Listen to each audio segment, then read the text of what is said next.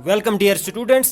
आज हमारा टॉपिक है डीएनए एज जेनेटिक मटेरियल। हम वो 3 एक्सपेरिमेंट्स देखेंगे जिनसे प्रूव हुआ कि डीएनए ही जेनेटिक मटेरियल है। वैसे तो ये जो एक्सपेरिमेंट्स हैं या ये जो टॉपिक हैं बिल्कुल एक बेसिक सिंपल टॉपिक है मॉलिक्यूलर जेनेटिक्स में, लेकिन इन्हीं एक्सपेरिमेंट्स के डेटा को जब डिफरेंट कॉम्बिनेशन में पेश किया जाता है तो वहाँ से जो एमसीक्यू आते हैं वो सॉल्व करने में थोड़ी मुश्किल हो जाती हैं। तो आप वीडियो एंड तक देखिएगा ताकि न सिर्फ आपको ये 3 एक्सपेरिमेंट्स बिल्कुल सेट हो जाए दिमाग में, बल्कि कोई भी एमसीक्यू किसी भी डिफरेंट तरीके से आपको एमसीक्यू इनमें से पूछा जाए, कोई क्वेश्चन पूछा जाए तो वो आप इजीली सॉल्व कर सको। जेनेटिक मटेरियल की अगर बात की जाए तो हम किसी बायोमॉलिक्यूल को तब एक जेनेटिक मटेरियल कहेंगे जब इसके कुछ फीचर, जब वो कुछ क्राइटेरिया फुलफिल करता हो। जैसे कि वो स्टेबल होना चाहिए, वो खुद को रेप्लिकेट, खुद की कॉपिंग के कैपेबल होना चाहिए, वो इंफॉर्मेशन पास ऑन करना चाहिए from one generation of cells to other generation of cells. तो ये क्राइटेरिया कौन फॉलो करता है, ये फीचर्स किस में हैं, इसके लिए 3 मेन बड़े एक्सपेरिमेंट्स किए थे।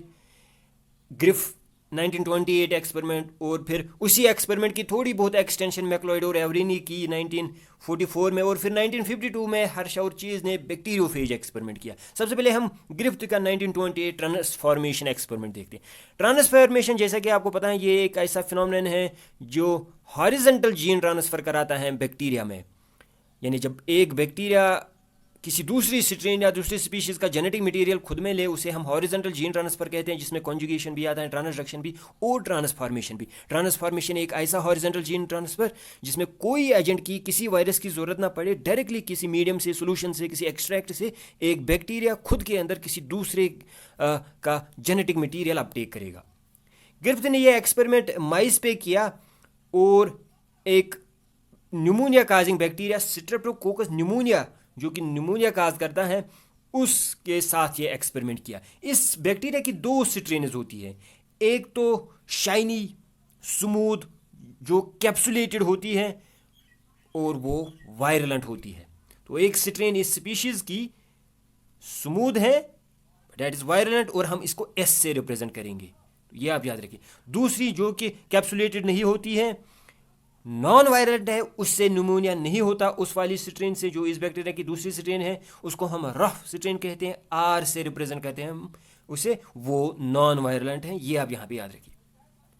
तो इन्होंने माइस को जब स्मूथ वाले स्ट्रेन से इन्फेक्ट किया, एस स्ट्रेन से यानी वायरलेंट स्ट्रेन से इन्फेक्ट किया, तो माइस की डेथ हुई क्योंकि उसको न्यूमोनिया हो गया था। लेकिन जब माइस को ट्रीट किया आर वाले स्ट्रेन के साथ, तो जिन माइस को उन्होंने आर स्ट्रेन से ट्रीट किया था उनमें न्यूमोनिया हुआ ही नहीं। तो ये आप यहाँ पे देख सकते हो, ये माइस हैं, इसको ट्रीट किया है रॉ स्ट्रेन जो है स्ट्रेप्टोकोकस न्यूमोनिया की। माइस है सर्वाइव्ड, माइस में न्यूमोनिया नहीं हुआ है, सो उसकी डेथ नहीं हुई, उसमें डिजीज ही नहीं हुई। उन माइस जिनको ट्रीट किया था एस स्ट्रेन से, दे डाइड। और वो माइस जिनको ऐसे एस स्मूथ बैक्टीरिया से ट्रीट किया था, लेकिन वो बैक्टीरिया हीट किल्ड थे, उनको हीट से किल किया गया था। तो ऐसे बैक्टीरिया से जब माइस को ट्रीट किया तो माइस को न्यूमोनिया नहीं हुआ था। हालांकि स्मूथ स्ट्रेन ही है लेकिन ये हीट किल्ड है, इस बार माइस को न्यूमोनिया नहीं हुआ। अब इन्होंने रफ लिया, रफ का आपको पता है उससे माइस को न्यूमोनिया होता ही नहीं है। उन्होंने रफ स्ट्रेन लिविंग बैक्टीरिया लिए, लेकिन उनके साथ एक्सट्रैक्ट मिलाया हीट किल्ड स्मूथ का। इससे पहले हीट किल्ड स्मूथ अकेले लिया था तो माइस की डेथ नहीं हुई थी, लेकिन इस वक्त हीट किल्ड स्मूथ का वो जो एक्सट्रैक्ट है वो लिया, हीट किल्ड स्मूथ बैक्टीरिया जो है वो डाले, और साथ में raw strain, raw living strain डाली, ये वाली डाली। तो उन्होंने देखा कि माइस को न्यूमोनिया हुआ और डेथ हुई। हालांकि हीट किल्ड स्मूथ से नहीं हो रही थी, हालांकि रॉ स्ट्रेन से नहीं हो रही थी, लेकिन रॉ लिविंग और हीट किल्ड स्मूथ जब इकट्ठे डाली, माइस में न्यूमोनिया डेवलप हुआ एंड माइस डाइड।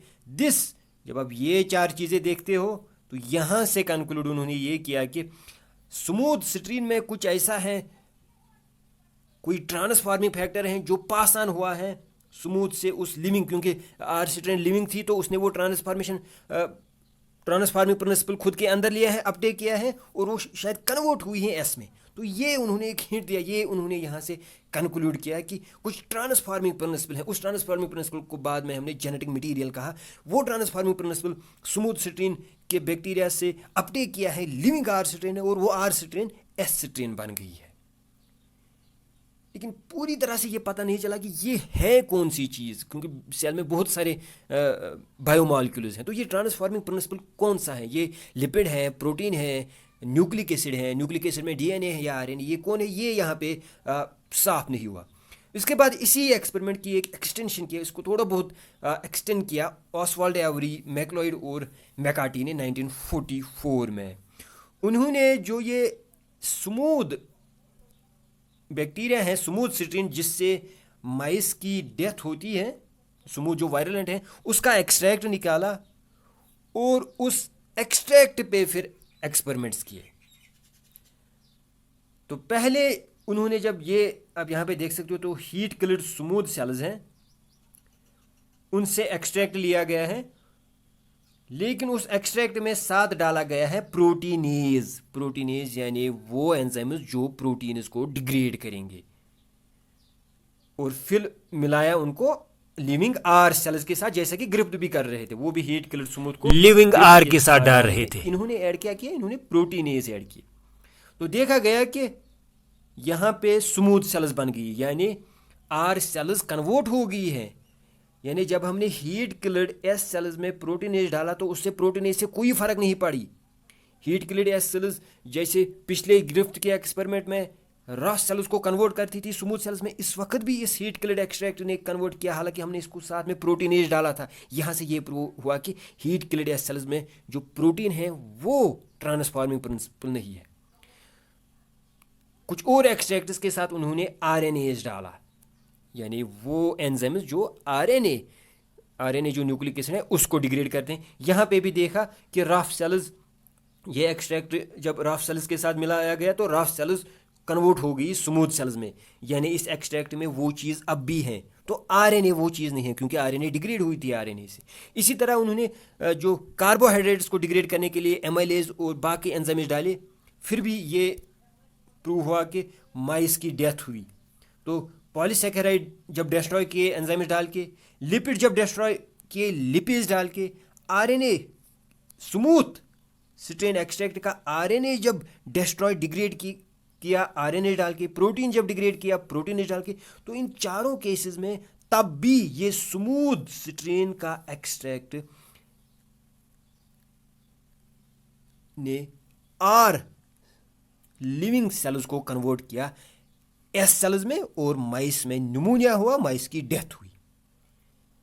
हालांकि स्मूथ स्ट्रेन का जो हीट किल्ड स्मूथ स्ट्रेन के जो एक्सट्रैक्ट था उसमें पॉलीसैकेराइड डिस्ट्रॉय करने वाले एंजाइम डाले, सेलुलेज, एमाइलेज, सक्रेज, लिपेज डाले, आरएनएज डाले, प्रोटीनेज डाले, लेकिन इन सारी केसेस में तब भी इस एक्सट्रैक्ट ने स्मूथ स्ट्रेन के एक्सट्रैक्ट ने रॉ लिविंग सेल्स को कन्वर्ट किया स्मूथ में, और उन्होंने न्यूमोनिया किया माइस में और उनकी डेथ हुई। लेकिन जब इस स्मूथ स्ट्रेन के एक्सट्रैक्ट में डीएनएज डाला गया, वो एंजाइम्स डाले गए जो डीएनए को डिग्रेड करते हैं, उस केस में जब इस एक्सट्रैक्ट को फिर लिविंग आर सेल्स के साथ मिलाया गया, वो लिविंग आर सेल्स कन्वर्ट नहीं हो पाई, वो living are cells as cells नहीं बनी, वो लिविंग आर सेल्स माइस में न्यूमोनिया नहीं कर पाई, यानी वो लिविंग आर सेल्स कन्वर्ट हुई ही नहीं।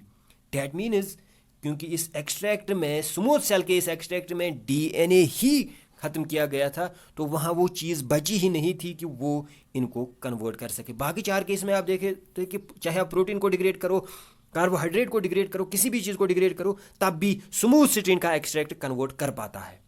So this prove that DNA is the transforming principle. वो जो ट्रांसफॉर्मिंग प्रिंसिपल की बात की थी ग्रिफ्ट ने, वो डीएनए है। आज हमें पता है कि डीएनए ही वो बायोमॉलिक्यूल है इनमें से जो हीट से डिनेचर तो होगा, लेकिन जैसे ही वापस कूलिंग पे तो वो रिनेचर होगा, it will be as good as it was before heating.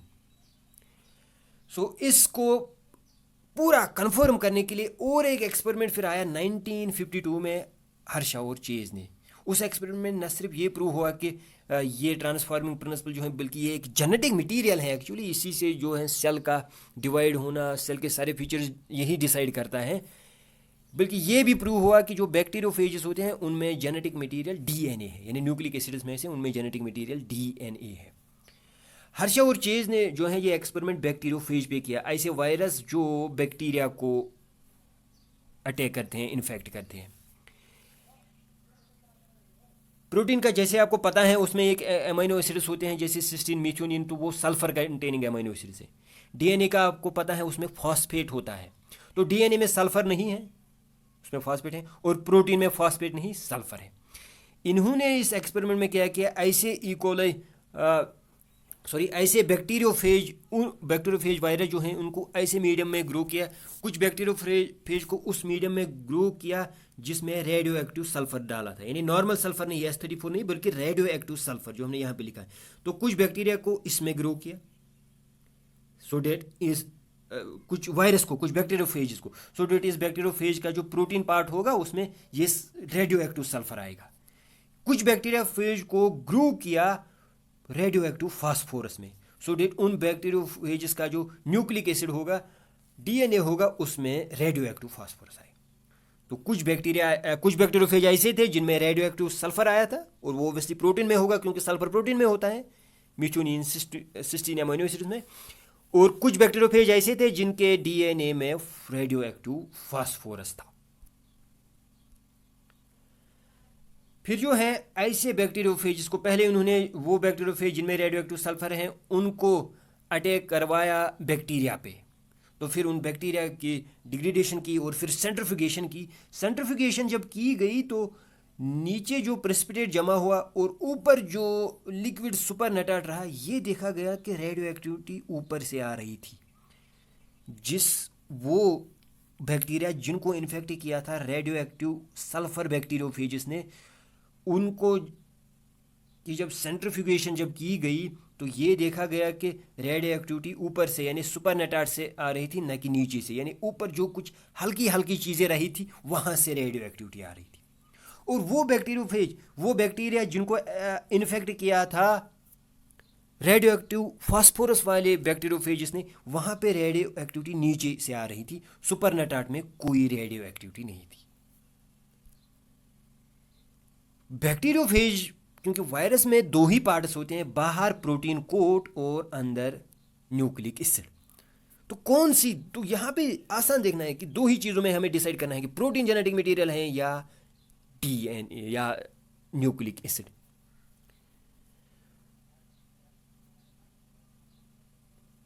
पहले केस में जो आप देख रहे हो कि रेडियो एक्टिविटी ऊपर से आ रही है, तो जो बैक्टीरिया हैं उनको जब बैक्टीरियोफेज ने इन्फेक्ट किया है, फिर आपने जब सेंट्रीफ्यूगेशन की तो जो बाहरी चीज़ें हैं यानी बैक्टीरियल सेल वो बहुत हैवी है in comparison to virus particle, तो वो बैक्टीरियल सेल्स नीचे हैं, उनसे कोई रेडियो एक्टिविटी नहीं आ रही है। तो ऊपर ये कौन सी चीज़ है जिससे रेडियो एक्टिविटी आ रही है? ये वायरस का प्रोटीन कोट है, डेट मीन्स वो बाहर ही रहा है, वो बाहर ही रहा है। ये बैक्टीरिया जो नीचे हैं, इन से जो अगली जनरेशन आएंगी उनसे जो वायरस बनेंगे उनमें ये रेडियो एक्टिव सल्फर होगा ही नहीं, हुआ था ही नहीं। दूसरे केस में जिसमें आपने रेडियो एक्टिव फास्फोरस लिया है, वहाँ रेडियो एक्टिविटी नीचे से आ रही है, यानी वो रेडियो एक्टिव फास्फोरस वाली चीज़ जो थी वो कौन सी थी? वो थी डीएनए, क्योंकि डीएनए में फास्फोरस वो बैक्टीरिया के अंदर गई है, क्योंकि हैवी चीज़ें जो हैं बैक्टीरियल सेल्स वो नीचे रहेंगी, उनसे रेडियो एक्टिविटी आ रही है। तो वो रेडियो एक्टिविटी कहाँ से आई? क्योंकि उनमें वो फास्फोरस वाली चीज़ जो थी, फास्फोरस वाली चीज़ क्या थी? डीएनए था, फास्फोरस डीएनए में होता है, तो वो अंदर गया है। यहाँ से कंक्लूड ये आप देख सकते हो, प्रोटीन कोड जो रेड में बनाया गया है यानी sulphur radio active protein code, ये बाहर रह रहा है, तो ऑब्वियसली रेडियो एक्टिविटी बाहर से ऊपर से आएगी, क्योंकि प्रोटीन कोड हल्का है, वो बाहर ही रहा है, सुपर नेटाट में लटक रहा होगा, तो वहाँ से रेडियो एक्टिविटी आ रही है। बैक्टीरियल सेल्स हैवी बैक्टीरिया से नीचे हैं, वहाँ से कोई रेडियो एक्टिविटी नहीं आ रही है। दूसरा केस, जब फास्फोरस को रेडियो एक्टिव बनाया गया है, तो हम देख रहे हैं कि बैक्टीरियल सेल्स से रेडियो एक्टिविटी आ रही है, बैक्टीरियल सेल्स नीचे हैं, डेट मीन्स उनमें वो रेडियो एक्टिविटी वाली चीज़, वो रेडियो एक्टिव फास्फोरस चला गया है, यानी बैक्टीरियोफेज ने डीएनए उनके अंदर डाला है। तो बैक्टीरियोफेज का प्रोटीन बाहर ही रह रहा है, डीएनए अंदर जा रहा है। इन बैक्टीरिया को जिनको आपने रेडियो एक्टिव फास्फोरस से इन्फेक्ट किया है, इनको अगर आप अगली जनरेशन के लिए ग्रो करोगे तो वहाँ से वो वायरस निकलेंगे जो रेडियो एक्टिव हैं, क्यों? क्योंकि उनमें ये फास्फोरस, रेडियो एक्टिव फास्फोरस भेजा जाएगा। लेकिन यहाँ से जो वायरस आएंगे उनमें कोई रेडियो एक्टिविटी नहीं है, क्योंकि प्रोटीन कोड तो पहले ही बाहर ही रहा था। यहाँ पे जो नए वायरस पार्टिकल बनने हैं उनका नया प्रोटीन कोड बनेगा, वो अंदर इस बैक्टीरिया सेल में बनेगा और इसमें रेडियो एक्टिव सल्फर भेजा ही नहीं गया था। तो इससे जो अगली जनरेशन के लिए बैक्टीरिया आएंगे, वायरस आएंगे, उनमें उनके प्रोटीन कोड में उनके कहीं पे भी उनकी रेडियो एक्टिविटी नहीं होगी। तो इस एक्सपेरिमेंट से न सिर्फ ये प्रूव हुआ कि जेनेटिक मटेरियल न्यूक्लिक एसिड हैं, बल्कि ये भी प्रूव हुआ कि ये वाले बैक्टीरियोफेजी जो हैं, क्योंकि बाद में हमें पता चला कि वायरस में आरएनए भी जेनेटिक मटेरियल हो सकता है, ये वाले जो बैक्टीरियोफेजिस हैं इनका जेनेटिक मटेरियल डीएनए है। तो एमसीक्यू जो आ सकते हैं इसी को तोड़ मरोड़ के पेश किया जा सकते हैं और आ सकते हैं। तो यहाँ पे आपको अगर ये क्वेश्चन पूछा जाएगा कि इन बैक्टीरिया से जो बैक्टीरियोफेजेस निकलेंगे उनमें जो आगे अगली जनरेशन में बैक्टीरियोफेजेस निकलेंगे उनमें रेडियो एक्टिविटी होगी या नहीं, या प्रोटीन कोड में होगी या डीएनए में, उनमें होगी ही नहीं, क्योंकि वो रेडियो एक्टिविटी वाला सल्फर तो बाहर ही रहा था। इनमें रेडियो एक्टिविटी होगी कुछ जनरेशन के लिए, क्योंकि उन थोड़ा बहुत तो जो ये जेनेटिक मटेरियल है पहले वायरस का जिसने इन्फेक्ट किया है, तो हर वायरस को थोड़ा बहुत तो इसमें से मिलेगा और थोड़ी सी रेडियो एक्टिविटी ये दिखाएंगे। उसी तरह जो मैक्लोइड एवरी का एक्सपेरिमेंट है, तो उसमें भी आप ध्यान रखोगे जब डीएनए डालेंगे तब जो है माइस की डेथ नहीं होगी। क्यों? क्योंकि डीएनएज ने स्मूथ स्ट्रेन का जो डीएनए है वही डिग्रेड किया होगा, तो वो कैपेबल नहीं होगा अब कि वो आर लिविंग सेल्स को कन्वर्ट कर सके स्मूथ वायरलेंट सेल्स में। सो ये 3 एक्सपेरिमेंट्स हैं जिनसे प्रूव हुआ कि डीएनए ही जेनेटिक मटेरियल हैं। और जो हर्षा और चेज हैं, इनको इसके लिए फिर 1969 में केमिस्ट्री और फिजियोलॉजी में, मेडिसिन में नोबेल प्राइज़ दिया गया। तो अगर आपको आज का वीडियो पसंद आया हो तो लाइक कीजिएगा, शेयर कीजिएगा और साथ ही में चैनल को सब्सक्राइब कीजिएगा। Thank you.